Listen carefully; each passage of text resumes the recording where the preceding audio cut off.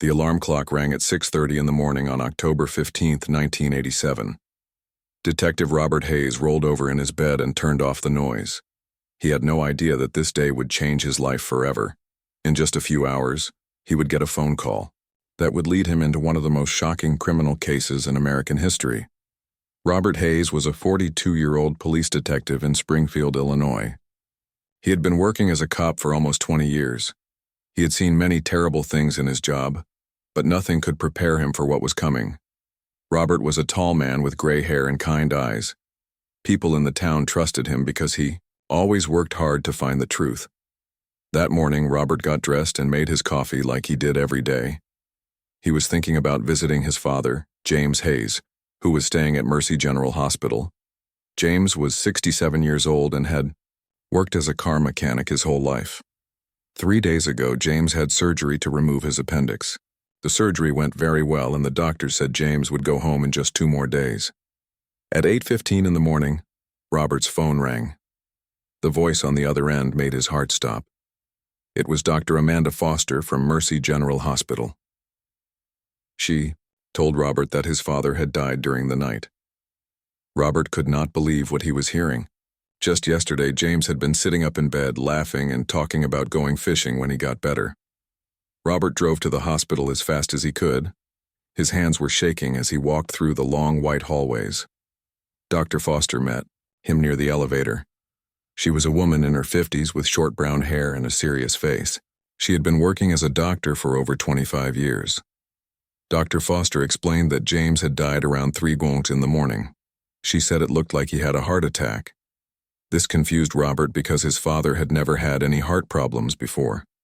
James was healthy and strong even at his age. The surgery had gone perfectly and he was getting better every day. Robert asked Dr. Foster many questions. Who was taking care of his father during the night? What exactly happened? Were there any signs that something was wrong? Dr. Foster told him that Patricia Watson was the night nurse taking care of James. She said Patricia was a good nurse who had been working at the hospital for about 1 year. Robert wanted to meet Patricia Watson and ask her some questions. Dr. Foster took him to the nurse's station where Patricia was finishing her shift. Patricia was a woman in her early 30s with blonde hair and blue eyes. She looked very sad when she talked to Robert about his father's death. Patricia told Robert that she had checked on James around 2:30 in the morning, and he was sleeping peacefully. She said she came back at 3:00 to give him his medicine, but found him not breathing. She called the doctors right away, but it was too late to save him. Patricia seemed very upset about what happened. She said James was such a nice man and that she was so sorry for Robert's loss. Robert left the hospital feeling very confused and sad. Something felt wrong, but he could not figure out what it was. His father had been healthy and getting better. How could he just die from a heart attack? Robert decided he needed to learn more about what really happened that night. Over the next few weeks, Robert started asking questions around the hospital. He was not working on an official case yet, but he could not stop thinking about his father's death. He talked to other doctors and nurses who worked with Patricia Watson. Robert learned some interesting things about Patricia. She had started working at Mercy General Hospital in September 1986, just over 1 year ago. Before that, she worked at St. Mary's Hospital in Ohio for about 8 months. Patricia always worked the night shift from 11 hours at night until 7 in the morning. Dr. Foster started keeping track of something strange she had noticed. When Patricia worked several nights in a row, more patients seemed to die than normal. At first, Dr. Foster thought this was just bad luck.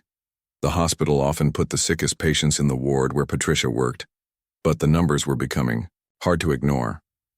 In Patricia's first year at the hospital, 47 patients had died during her shifts. This was much higher than normal, even for sick patients. Other nurses who worked the same ward during the day shift did not have nearly as many patient deaths.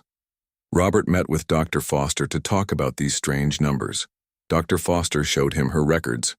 She had written down the date, time, and details of every patient death in Patricia's ward. The pattern was clear. When Patricia worked 3 or 4 nights in a row, the number of deaths would go up.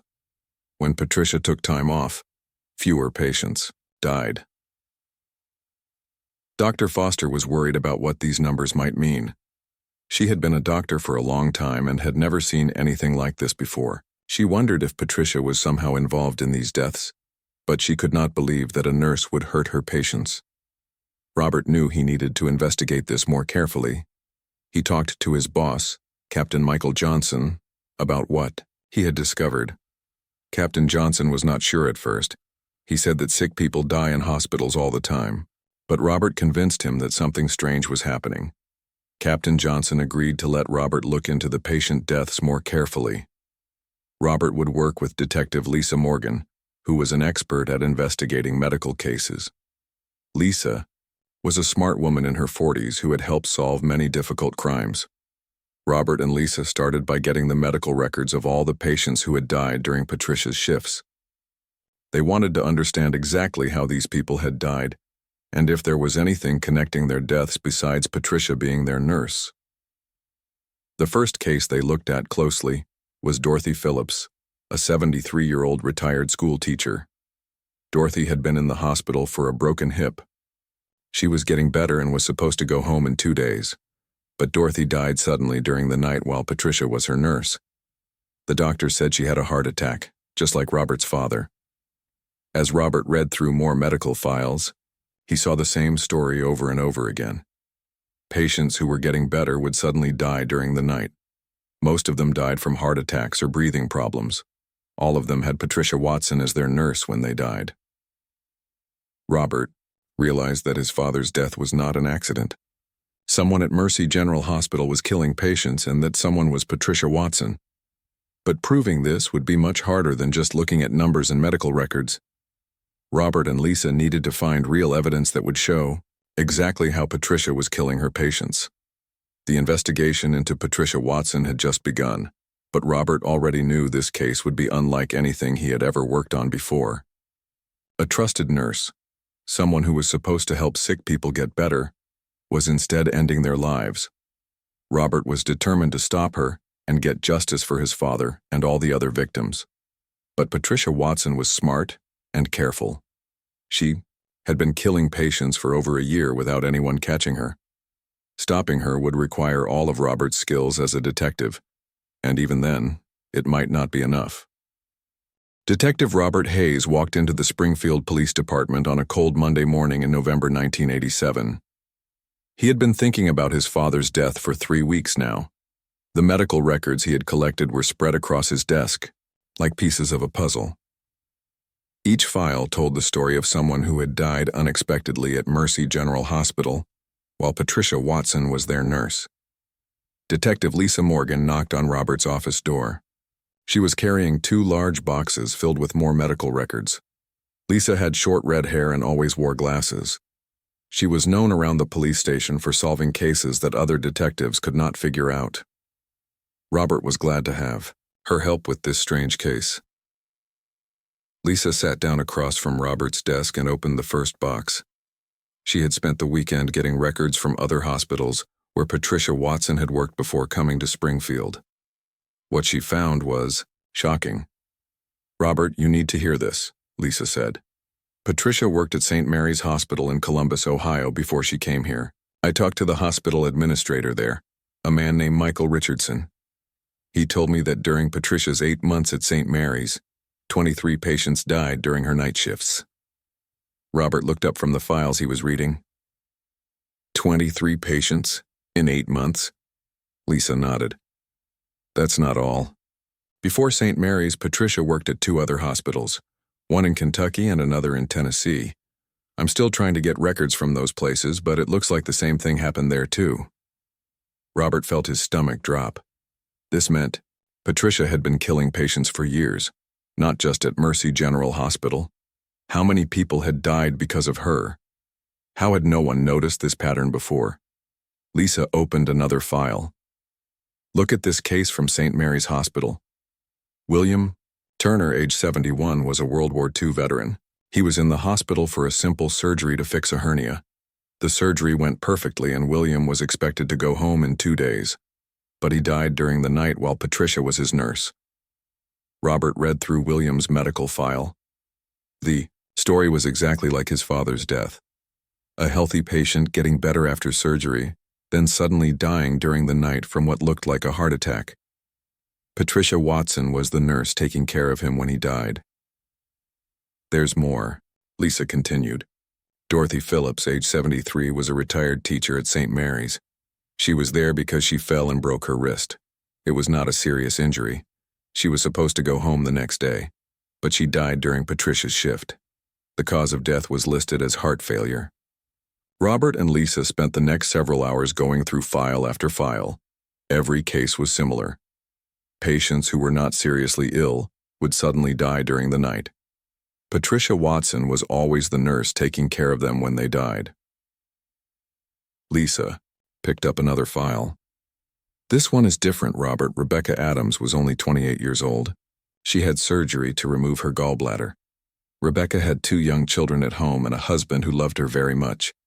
The surgery was routine and successful, but Rebecca died 3 days later during Patricia's night shift. Robert felt angry as he read about Rebecca. She was so young and had her whole life ahead of her. Her children would grow up without their mother because of Patricia Watson. This case was becoming more personal for Robert with every file he read. The 2 detectives decided they needed to talk to people who had worked with Patricia at these other hospitals.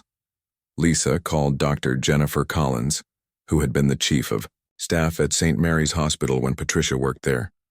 Dr. Collins agreed to meet with them over the phone. She told them that she had noticed the unusual number of deaths during Patricia's shifts, but when she brought her concerns to the hospital administrator, Michael Richardson, he did not want to investigate. I kept track of the deaths for 3 months, Dr. Collins explained. Every time Patricia worked 4 or 5 nights in a row, we would lose several patients. I tried to tell Mr. Richardson that something was wrong, but he said I was being paranoid. He said that sick people die in hospitals, and that's just how it is. Robert asked Dr. Collins what she remembered about Patricia as a person. Dr. Collins was quiet for a moment before answering. Patricia was strange, Dr. Collins said. She always volunteered to work extra shifts, especially with patients who were very sick or dying. She said she wanted to be there to comfort them in their final moments. At first I thought this was nice, but after a while, it seemed like she enjoyed being around death too much. Lisa asked if Dr. Collins remembered anything else unusual about Patricia. Dr. Collins told them that Patricia would often stay late after her shift ended to talk to the families of patients who had died. She seemed very interested in their grief and would sometimes even attend the funerals of patients who died under her care. After the phone call, Robert and Lisa sat quietly in the office. They both knew they were dealing with something much bigger than they had first thought. Patricia Watson was not just a nurse who had made some mistakes. She was a serial killer who used her job to find victims. Robert called the hospital administrator at Mercy General, a woman named Sarah Thompson, and asked for a meeting. Sarah was a busy woman in her 50s who had been running the hospital for over 10 years. She agreed to meet with the detectives that afternoon. When Robert and Lisa arrived at the hospital, Sarah Thompson was waiting for them in her office. She looked worried when they told her about their investigation. Sarah said she had noticed that more patients seemed to die when Patricia worked, but she thought it was just coincidence. Patricia is one of our most dedicated nurses, Sarah said. She never misses work and she always volunteers for extra shifts. The other nurses like working with her. I find it hard to believe she would hurt anyone. Robert showed Sarah the medical records from the other hospitals where Patricia had worked. As Sarah read through the files, her face became pale. She could not deny the pattern anymore. Lisa asked Sarah about the hospital's procedures for checking the backgrounds of new employees. Sarah explained that they did basic checks, but they did not usually call other hospitals to ask about problems with former employees. This is how Patricia has been able to move from hospital to hospital, Lisa realized. When people start to notice too many deaths, she just gets a job somewhere else and starts over. Robert and Lisa knew they needed more evidence before they could arrest Patricia. They needed to figure out exactly how she was killing her patients. The medical records showed that most victims died from heart attacks or breathing problems, but healthy people do not usually die from these things suddenly. The detectives decided to talk to Dr. Thomas Mitchell, a forensic expert who specialized in analyzing suspicious deaths. Dr. Mitchell had helped solve many murder cases by finding clues that other doctors missed. Dr. Mitchell agreed to look at the medical records of Patricia's victims. After studying the files for several days, he called Robert with important information. "Detective Hayes," Dr. Mitchell said, "I think I know how Patricia Watson is killing these patients. Many of the victims show signs that suggest they were given too much potassium chloride. This is a drug that hospitals use in small amounts, but if you give someone too much, it causes the heart to stop." Robert asked Dr. Mitchell to explain more about potassium chloride. Dr. Mitchell said that the drug would be very hard to detect in a regular autopsy, especially if the person was old or already sick. This would explain why no one had figured out that Patricia was murdering her patients. Now Robert and Lisa had a theory about how Patricia was committing her crimes, but they still needed to catch her in the act or find physical evidence that proved she was stealing drugs from the hospital.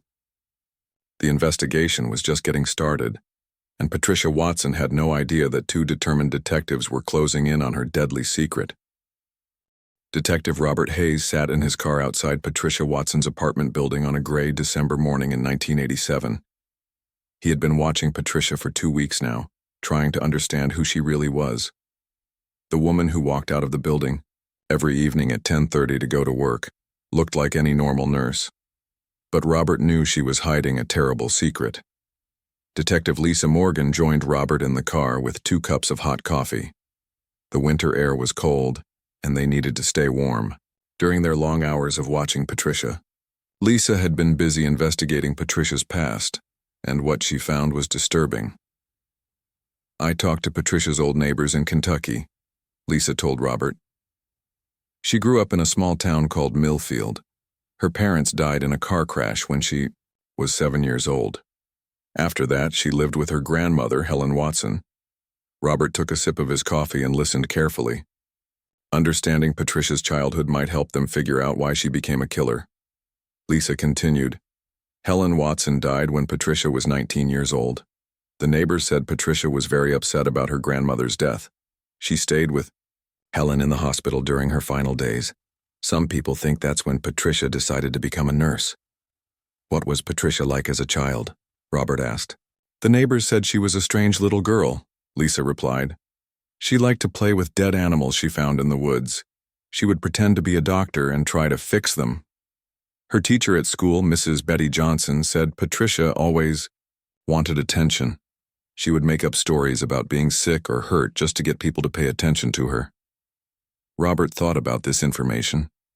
It seemed like Patricia had been fascinated with death and dying since she was very young. Maybe becoming a nurse was her way of being around death all the time. Over the next few days, Robert and Lisa interviewed more people who had worked with Patricia at different hospitals. They spoke with Mary Johnson, who had been Patricia's supervisor at Mercy General Hospital for over a year.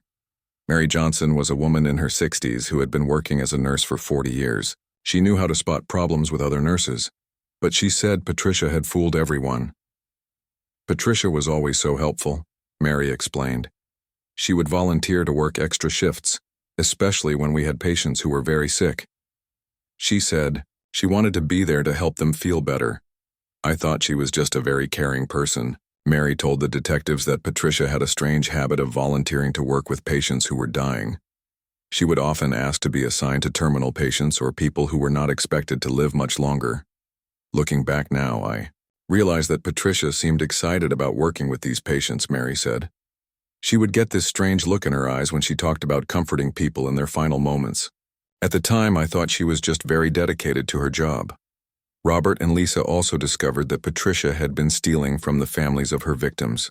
They talked to Susan Bennett, whose father, Charles Bennett, had died while Patricia was his nurse. Susan was a woman in her 40s who worked as a teacher. Her father had been 78 years old when he went to the hospital for a minor surgery. Charles had been wearing his father's gold watch, which had been in their family for 3 generations. The watch was supposed to stay with Charles at all times. "I specifically asked the nurses to make sure my father kept his watch on," Susan told the detectives. "It meant everything to him.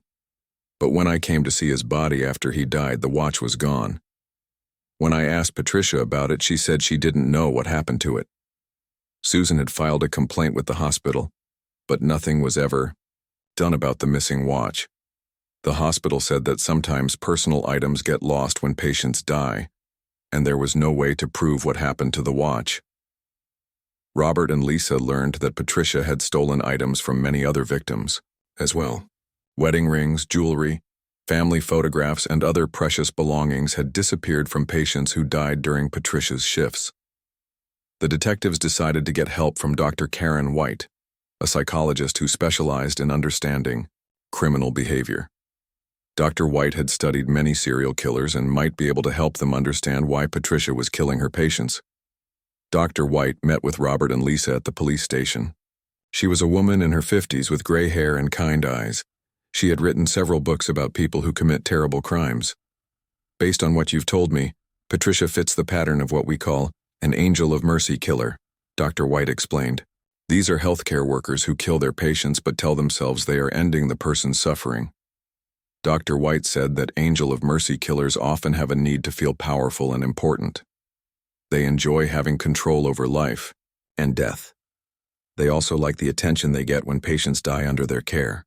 Patricia probably gets excited when families cry and grieve for their loved ones, Dr. White continued. She likes being the person who was there during the final moments. It makes her feel special and important. This explanation helped Robert understand why Patricia attended the funerals of her victims and spent so much time talking to grieving families. She was not trying to comfort them. She was enjoying their pain. Meanwhile, Lisa had been investigating Patricia's work schedule more carefully. She discovered that Patricia had requested to work in the terminal care unit, where the sickest patients were kept. This gave her access to patients who were expected to die, making her murders easier to hide. Lisa also found out that Patricia had been asking other nurses about which patients were not expected to have many visitors. She seemed to prefer victims who were alone, or whose families did not visit often. These patients were less likely to be missed right away if something happened to them. The investigation took a new turn when Robert and Lisa talked to Anthony Davis, a security guard who worked the night shift at Mercy General Hospital. Anthony had been working at the hospital for 5 years and knew all the nurses well. Anthony told the detectives that he had noticed Patricia doing strange things during her shifts. He had seen her going into patient rooms when she was not supposed to be there. Sometimes she would enter rooms of patients who were not assigned to her care. I saw Patricia go into room 237 around 2 in the morning last month, Anthony said. But Patricia was not the nurse taking care of the patient in that room. When I asked her what she was doing, she said she heard the patient calling for help. But I had been walking by that room all night, and I never heard anything. The patient in room 237 had died later that same night. His name was George Miller, and he was a 65-year-old man who was recovering from knee surgery. George was supposed to go home the next day, but instead he died from what appeared to be a heart attack. Robert realized that Patricia was not just killing patients who were assigned to her care. She was also murdering patients who were being cared for by other nurses. This meant the number of her victims was probably much higher than they had first thought. Lisa discovered another disturbing pattern in Patricia's behavior. Several nurses had reported that Patricia would often volunteer to help prepare the bodies of patients who died during her shifts. She seemed very interested in this process and would spend a long time with the dead bodies. Patricia would always offer to clean and dress the bodies, said Nurse Jennifer Walsh, who had worked with Patricia for several months. She said she wanted to make sure the families saw their loved ones looking peaceful, but she would spend much longer with the bodies than was necessary. Sometimes I would find her just sitting with them like she was having a conversation. As the investigation continued, Robert and Lisa realized they were dealing with someone who was much more dangerous than they had first thought. Patricia Watson was not just a nurse who had made some terrible mistakes. She was a cold-blooded killer who enjoyed taking lives and causing pain to others. But Patricia was also very smart and careful. She had been killing patients for years without getting caught. She knew how to make murders look like natural deaths, and she knew how to avoid suspicion from other hospital staff. Robert and Lisa knew they needed to find solid evidence before they could arrest Patricia. They needed to catch her with stolen drugs or find proof that she had been in patient rooms when she was not supposed to be there. The investigation was becoming more urgent every day because Patricia was still working at the hospital, and more patients were dying. The two detectives were determined to stop Patricia Watson before she could kill again. But they also knew that one wrong move could ruin their case and allow a dangerous killer to escape justice. The next phase of their investigation would be the most dangerous yet. The first snow of winter was falling on Springfield as Detective Robert Hayes walked into the FBI field office on January 12, 1988. The case against Patricia Watson had grown so big that it now involved federal investigators. Agent David Martinez, a specialist in serial killer cases, had agreed to help with the investigation. Agent Martinez was a tall man in his 40s with dark hair and serious eyes. He had worked on some of the most famous serial killer cases in America. When he looked at the files about Patricia Watson, he immediately knew they were dealing with something very dangerous. "This woman has killed people in at least 4 different states," Agent Martinez told Robert and Detective Lisa Morgan. "That makes this a federal case. We need to move carefully, but we also need to move fast. Every day she continues working, more people could die." Agent Martinez explained that Patricia fit the profile of what experts call an angel of mercy killer. These are healthcare workers who kill their patients but often convince themselves they are helping people by ending their suffering. "The problem with angel of mercy killers is that they can be very hard to catch," Agent Martinez said. "They work in places where people die naturally, so their murders can look like normal deaths. They also usually choose victims who are already sick or weak." Meanwhile, Lisa had been working with Linda Thompson, the pharmacist at Mercy General Hospital. Linda had been keeping track of all the drugs that went missing from the hospital pharmacy, and she found some very disturbing patterns. Linda was a careful woman who had been working as a pharmacist for 15 years. She noticed that certain drugs disappeared from the pharmacy more often when Patricia was working her shifts. The missing drugs included potassium chloride, insulin, and other medicines that could kill someone if given in large amounts. "I started keeping special records 3 months ago," Linda told Lisa. "Every time potassium chloride went missing, I would check to see which nurses were working that night. Patricia's name came up over and over again." Linda showed Lisa her records. In the past 6 months, 47 vials of potassium chloride had gone missing from the pharmacy. Patricia had been working during 41 of those times. This was too much of a coincidence to ignore. Lisa also discovered that Patricia had been asking unusual questions about different drugs. Other pharmacists at hospitals where Patricia used to work remembered her asking about how much of certain drugs would be dangerous for patients. "Patricia asked me once how much insulin it would take to kill a diabetic patient," said pharmacist Mark Stevens from St. Mary's Hospital in Ohio. "She said she was asking because she wanted to make sure she never gave a patient too much by accident. At the time, I thought she was just being careful." The investigation got more complicated when Robert and Lisa started talking to the families of Patricia's victims. Many of these families had noticed strange things about Patricia's behavior around the time their loved ones died. Dorothy Phillips had been George Phillips's wife for 45 years when she died at St. Mary's Hospital. George was now 76 years old and still missed his wife every day. When Robert and Lisa visited him at his home, George told them about Patricia's strange behavior. "Patricia came to Dorothy's funeral," George said. "I thought it was nice that she cared enough to come, but during the service, I saw her watching me cry. She had this strange look on her face, like she was enjoying seeing me so sad." George also remembered that Patricia had offered to help him with the funeral arrangements.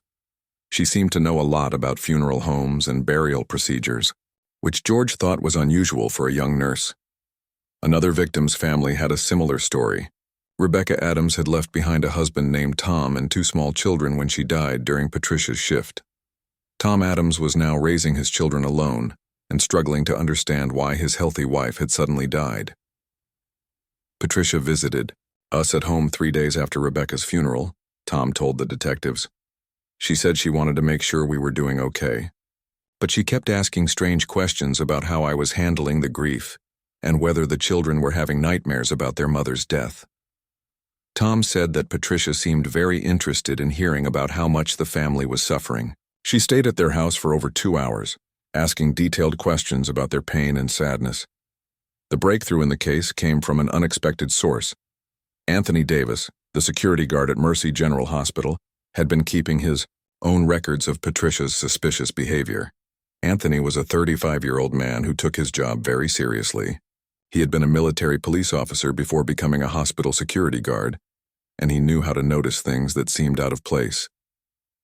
"I started writing down every time I saw Patricia doing something strange," Anthony told Robert and Lisa. "Over the past 4 months, I saw her go into patient rooms where she was not supposed to be 23 different times." Anthony showed the detectives his notebook. He had written down the date, time, and room number every time he saw Patricia entering rooms of patients who were not assigned to her care. He also noted that 18 of these patients had died within 24 hours of Patricia's unauthorized visits. "I wanted to report this earlier," Anthony said, "but Patricia was a popular nurse and I was worried that no one would believe me. I thought maybe I was just being paranoid." Anthony also told the detectives about something else he had observed. Patricia often stayed late after her shifts ended, especially on nights when patients had died. She would sometimes be found in the break room, writing in a small notebook. "I asked her once what she was writing," Anthony said. "She told me she was keeping a journal to help her deal with the stress of losing patients. She said writing helped her remember the good times she had with people who died." This information made Robert and Lisa very interested in finding Patricia's journal. If she was writing about her victims, the journal might contain evidence that could help convict her of murder. Agent Martinez arranged for surveillance teams to watch Patricia's apartment 24 hours a day. They needed to find out if she was keeping evidence of her crimes at home. They also wanted to see if she was doing anything suspicious when she was not at work. The surveillance team discovered that Patricia had some very strange habits. She would often visit cemeteries on her days off, walking among the graves for hours at a time. She seemed to spend a lot of time at the graves of people who had died at hospitals where she worked. "Patricia visits the grave of William Turner at least once a week," reported surveillance officer Janet Wilson. Turner was the war veteran who died during her shift at St. Mary's Hospital. She brings flowers and sits by his grave for 30 to 45 minutes each time. Patricia also visited the graves of several other victims, including Dorothy Phillips and Charles Bennett. The surveillance team noticed that she seemed to enjoy these visits, often smiling as she walked among the headstones. The investigation took another important turn when Lisa found a former co-worker of Patricia's who was willing to talk about her strange behavior. Jennifer Walsh had been Patricia's roommate for 6 months when they both worked at St. Mary's Hospital. Jennifer was a 28-year-old nurse who had shared an apartment with Patricia to save money. She told Lisa about some very disturbing things she had observed while living with Patricia. "Patricia kept a box under her bed," Jennifer said. "She told me it contained mementos from patients who had died under her care. She said it helped her remember them and honor their memory." Jennifer had looked in the box one day when Patricia was at work. Inside, she found newspaper clippings about patient deaths, photographs that looked like they came from hospital medical files, and small personal items like jewelry and buttons. "I found a gold wedding ring in the box," Jennifer said. "When I asked Patricia about it, she said it belonged to a patient who had no family. She claimed the hospital gave it to her as a keepsake. But something about her explanation didn't feel right." Jennifer also told Lisa about Patricia's journal writing. Patricia would often sit at the kitchen table late at night, writing detailed entries about patients who had died during her shifts. She would write for hours, Jennifer said. "Sometimes I could hear her reading her entries out loud, like she was practicing a speech. I asked her once what she was writing about, and she said she was recording the final words and thoughts of dying patients." But Jennifer noticed that Patricia was writing about patients who had died suddenly and unexpectedly, people who would not have had time to share final words or thoughts. Robert and Lisa realized they needed to search Patricia's apartment and find her journal and the box of mementos. But they needed a search warrant, which meant they had to convince a judge that they had enough evidence to believe Patricia was committing crimes. Agent Martinez helped them prepare their case for the search warrant.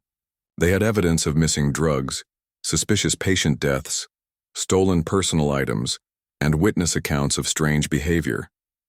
It was enough to convince Judge Harold Mitchell to sign the warrant. The search of Patricia's apartment was scheduled for the following week. But first, Robert and Lisa needed to make sure Patricia would not be there when they arrived. They arranged for Patricia to be called in for a routine interview at the hospital on the day of the search. As they prepared for this crucial step in their investigation, Robert thought about his father and all the other innocent people who had died because of Patricia Watson. Soon, they would have the evidence they needed to stop her forever. But Patricia was smart and dangerous, and there was still a chance she might escape justice if they made any mistakes. The case was reaching its most critical point, and everyone involved knew that the next few days would determine whether Patricia Watson would finally be stopped or whether she would continue killing innocent people for years to come. The morning of March 15, 1988 was cold and rainy in Springfield. Detective Robert Hayes sat in an unmarked police car across the street from Patricia Watson's apartment building. After 18 months of investigation, today was finally the day they would arrest one of America's most dangerous serial killers. Detective Lisa Morgan and FBI. Agent David Martinez joined Robert in the car at 6 a.m. They had been planning this arrest for weeks, making sure every detail was perfect. They could not afford to make any mistakes that might let Patricia escape. Remember, Patricia is very smart, Agent Martinez warned the other officers. She has fooled doctors, nurses, and hospital administrators for years. She might try to talk her way out of this, so we need to be ready for anything. The search of Patricia's apartment 2 weeks earlier had provided them with shocking evidence. Hidden under her bed, they found a large metal box containing newspaper clippings about 127 patient deaths from 4 different hospitals. The box also held stolen jewelry, photographs, and medical records that Patricia had taken from her victims. Most disturbing of all was Patricia's journal. The leather-bound notebook contained detailed descriptions of how she had killed her patients. Patricia wrote about their final moments like she was describing scenes from her favorite movie. She seemed to enjoy every detail of their deaths. 7:30 a.m., Patricia walked out of her apartment building to go to work at the hospital. She was wearing her white nurse uniform and carrying the small purse she always took to work. She looked like any normal healthcare worker starting another day of helping sick people, but Robert knew better. Inside that purse, Patricia was probably carrying the drugs she would use to kill more innocent patients. Today would be her last day as a free woman. The police followed Patricia's car to Mercy General Hospital. As she walked through the employee entrance, Robert gave the signal to his team. Within seconds, 6 police officers surrounded Patricia in the hospital hallway. "Patricia Watson, you are under arrest for the murder of James Hayes," Robert said as he handcuffed her. Patricia looked shocked and confused. For the first time since Robert had known her, she did not seem to be in control. "I don't understand," Patricia said. "Why are you arresting me? I haven't done anything wrong. I'm just a nurse trying to help sick people." But even as Patricia protested her innocence, Robert could see something cold and calculating in her eyes. She was already thinking about how to get out of this situation. The arrest made news headlines across the country. "Angel of Death, nurse arrested for murder," was on the front page of newspapers everywhere. People could not believe that someone they trusted to help them could instead be killing them. District Attorney Rachel Stevens was assigned to prosecute the case. Rachel was a tough 45-year-old lawyer who had never lost a murder case. She knew that prosecuting Patricia would be one of the biggest challenges of her career. "We have evidence linking Patricia Watson to 78 confirmed murders in 4 different states," Rachel told reporters. "But we believe the actual number of victims could be much higher. This may be one of the worst serial killing cases in American history." Patricia's defense attorney was Mark Collins, a well-known lawyer who specialized in defending people accused of serious crimes. Mark was 52 years old and had been practicing law for 25 years. He knew he faced an almost impossible task trying to defend Patricia. The trial began on September 12, 1988, in the Springfield County Courthouse. The courtroom was packed with reporters, family members of victims, and people from the community who wanted to see justice done. Judge Harold Mitchell, a fair but strict 58-year-old judge, would oversee the trial. Judge Mitchell had handled many difficult cases during his 20 years on the bench, but he had never seen evidence as disturbing as what was presented in Patricia's case.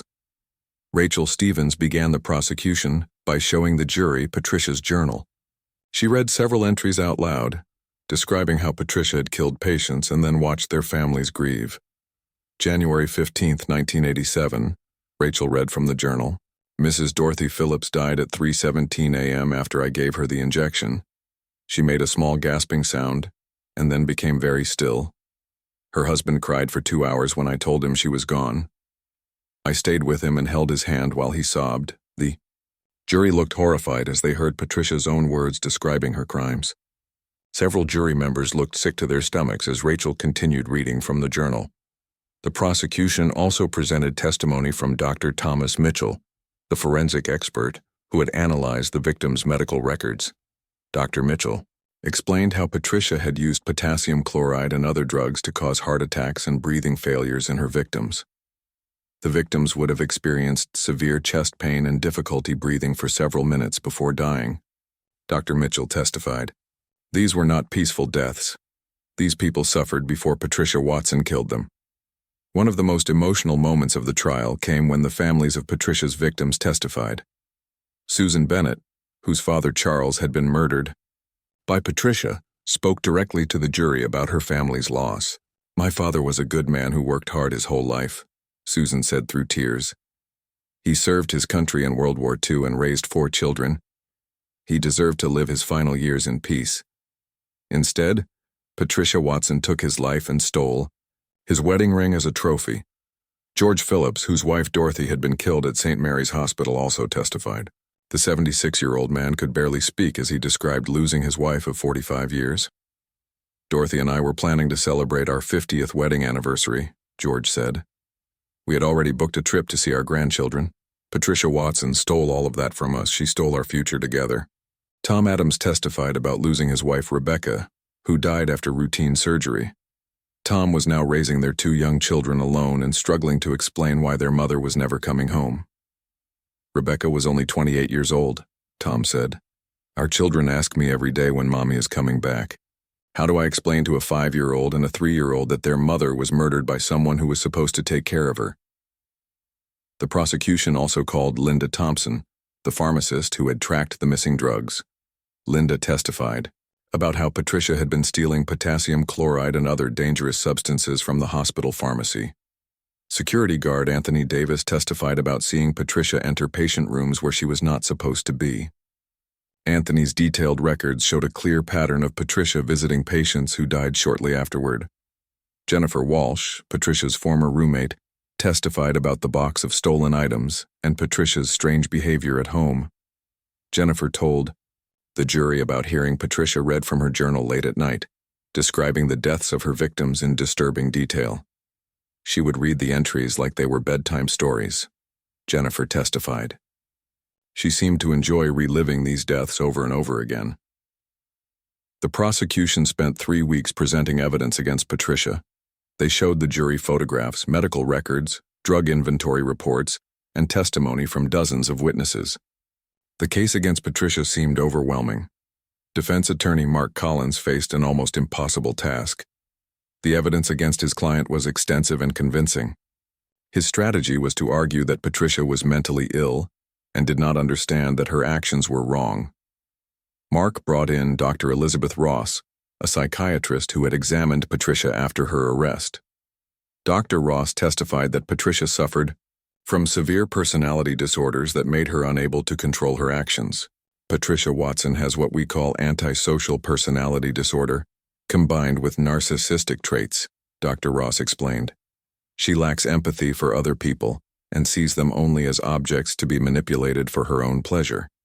But Dr. Ross also testified that Patricia knew the difference between right and wrong. This meant Patricia could not use an insanity defense to avoid responsibility for her crimes.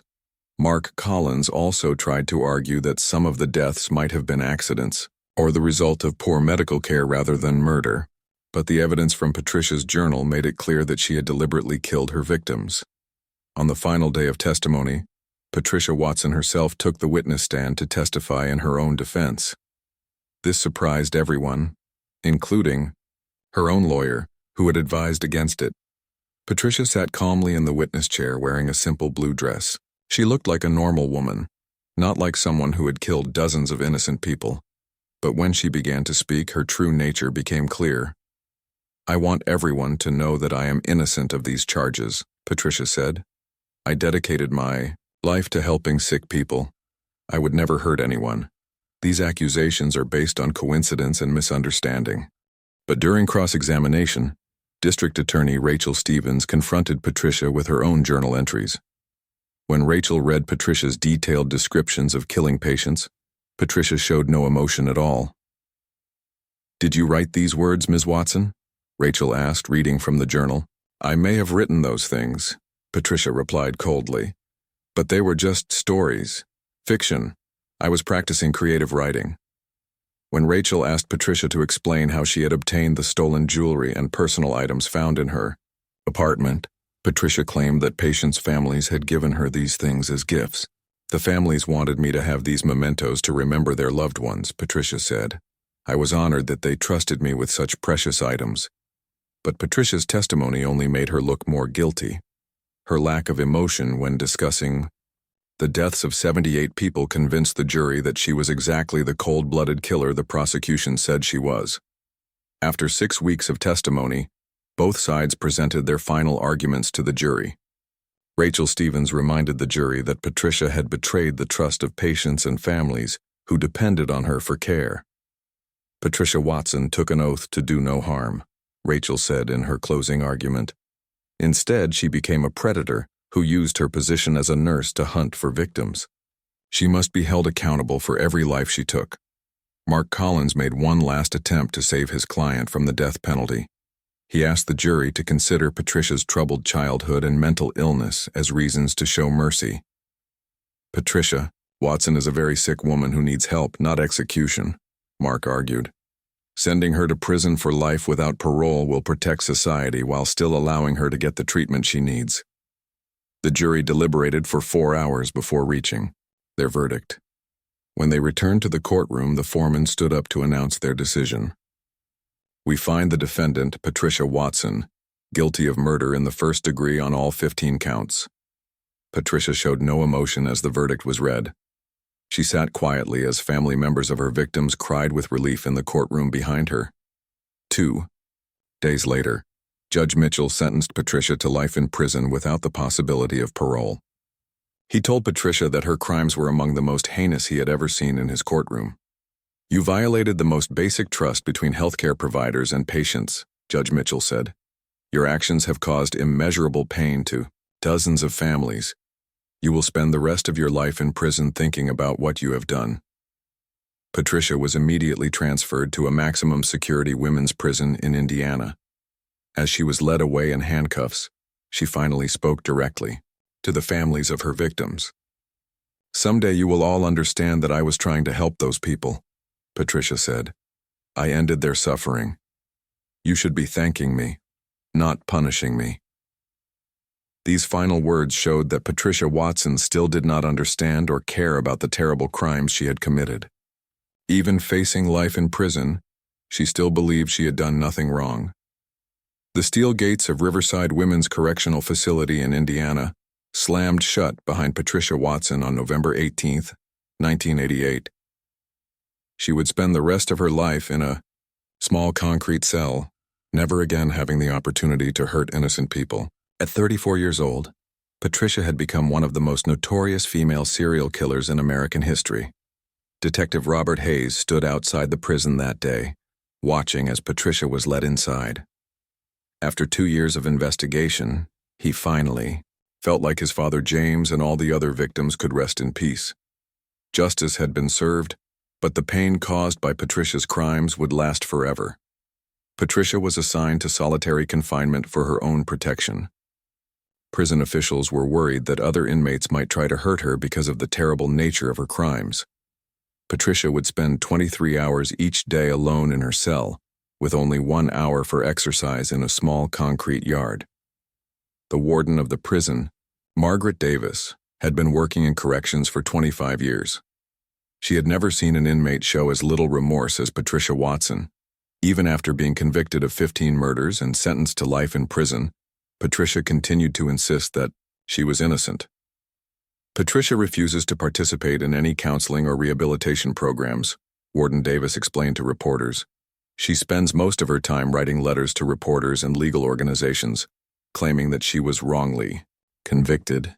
She has never once expressed any regret for what she did to her victims. Dr. Amanda Foster, who had been the head of internal medicine at Mercy General Hospital during Patricia's time there, worked hard to make sure something like this could never happen again. Dr. Foster had been the first person to notice the unusual pattern of deaths during Patricia's shifts, and she felt responsible for not acting sooner. "I should have trusted my instincts and reported the pattern of deaths earlier," Dr. Foster said. "If I had been braver, maybe some of those people would still be alive today." Dr. Foster worked with state legislators to create new laws requiring hospitals to report unusual patterns of patient deaths. These laws became known as the Patricia Watson Patient Safety Act and were eventually adopted by hospitals across the country. The new laws required hospitals to investigate any time a healthcare worker was present during an unusual number of patient deaths. Hospitals also had to do more thorough background checks on employees and share information about problem workers with other medical facilities. Detective Robert Hayes became a national expert on healthcare serial killers. Police departments from across the country called him for help when they suspected that healthcare workers might be harming patients. Robert helped investigate at least 12 other cases similar to Patricia's during the rest of his career. "The Patricia Watson case taught us that we need to pay attention to patterns and trust our instincts," Robert said during a speech to police officers.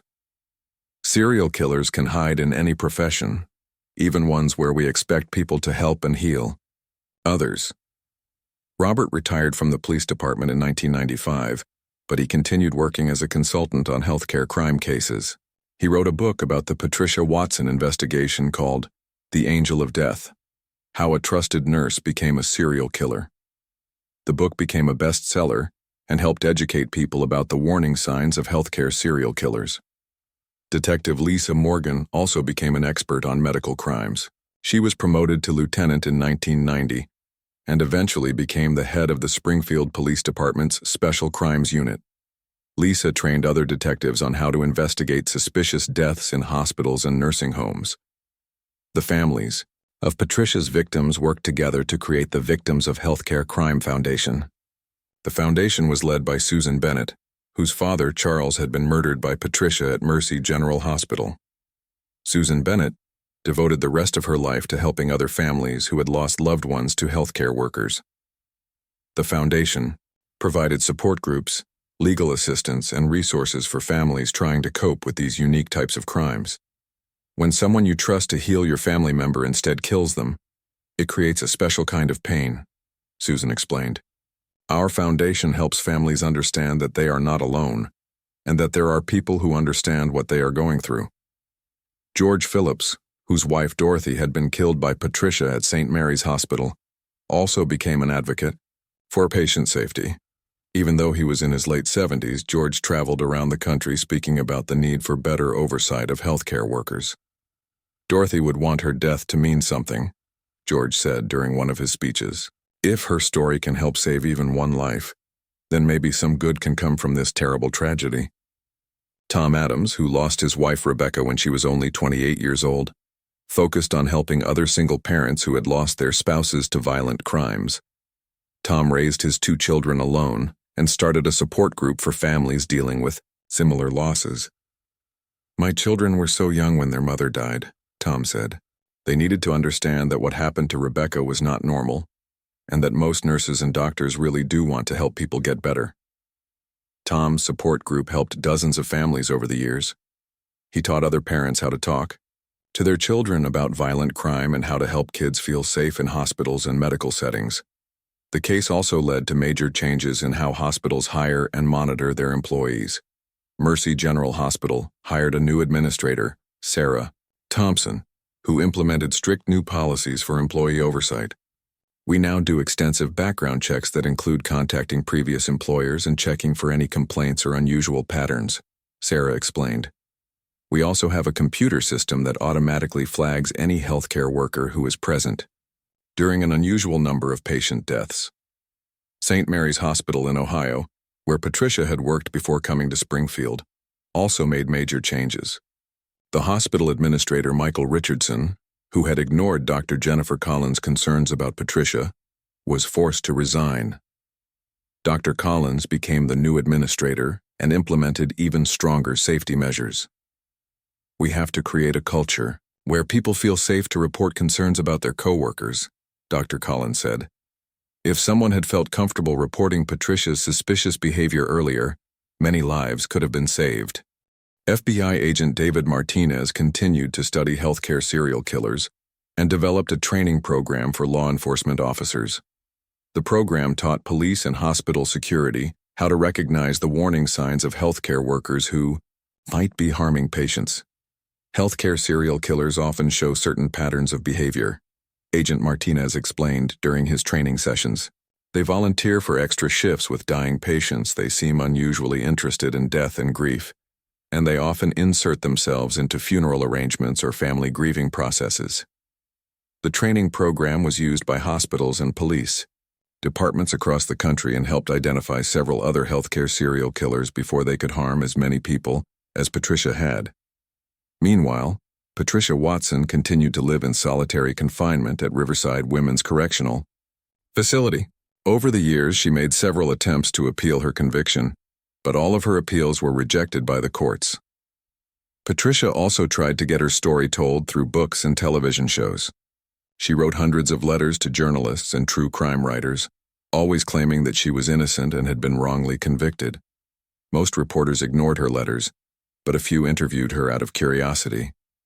Patricia shows absolutely no remorse for her crimes, said journalist Karen Mitchell, who interviewed Patricia in 1995.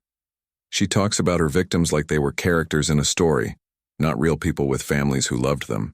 It's very disturbing to listen to her speak. As Patricia got older, her health began to fail. She developed diabetes and heart problems, conditions that required regular medical care. The irony was not lost on prison officials that Patricia now depended on healthcare workers to keep her alive, the same profession she had used to kill so many innocent people. By 2010, Patricia was 56 years old and had been in prison for 22 years.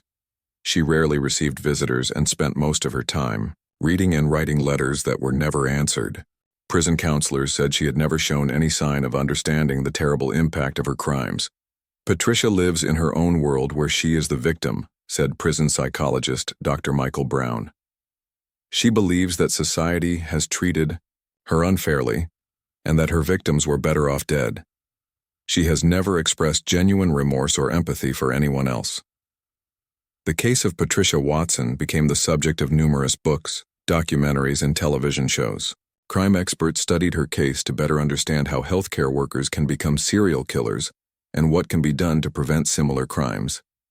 Detective Robert Hayes, now in his 70s, continued to receive calls from reporters and researchers wanting to learn about the case.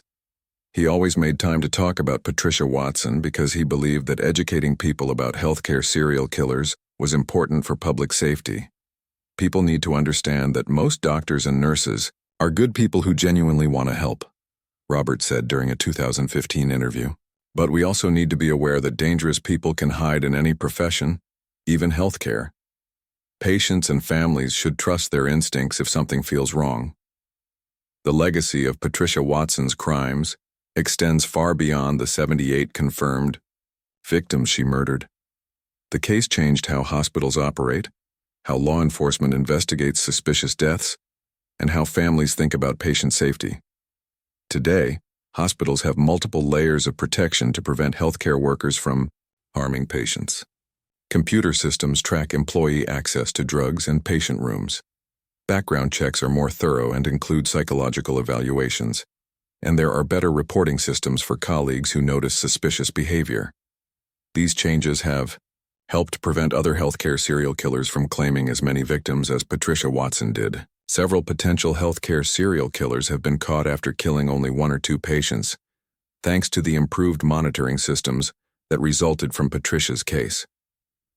The families of Patricia's victims continue to honor their loved ones' memories through their advocacy work.